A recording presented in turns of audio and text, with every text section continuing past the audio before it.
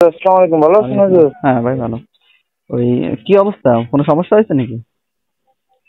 না হুজুর, মানে ওর পরবর্তীতে আর ওরকম সমস্যা হয় না, কিন্তু রাতে আবার খারাপ লাগছিল হুজুর, মানে হালকা, মানে মনে হচ্ছে যে ওরে কেউ গলায় কিছু একটা বাইন্ধে দিচ্ছে, ভারী একটা কিছু দিয়ে বাইন্ধে দিয়ে ঝুলে রাখছে দড়ি দিয়ে। হুম। আর বুক টুক ব্যথা করছিল, তারপরে আপনার ওই তেল হুম। গলায় বুকে ঢেলে দিছে আর কি। হুম। তারপর আমাদের ঠিক পরে হয়েছে তার নাকি? ঘুমাইলো। ওইটা জি জি হুজুর, আর মোটামুটি। সমস্যা হবে না বুঝছেন, ওইটাই করেন।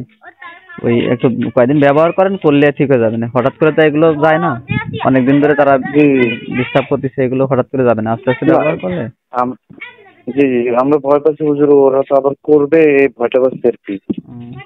ও আর কোনো ইয়ে হবে না, এরকম কাজ হবে না ইনশাল্লাহ, কিন্তু কিছুদিন একটু সমস্যা দেখা দিতে পারে। কারণ এই যে হুম, এখনো জাদুগুলো তো হয়েছে, আস্তে আস্তে কাটবো ওইগুলো। জি। ওইগুলো কাটে গেলে ইনশাল্লাহ ঠিক হয়ে যাবে না।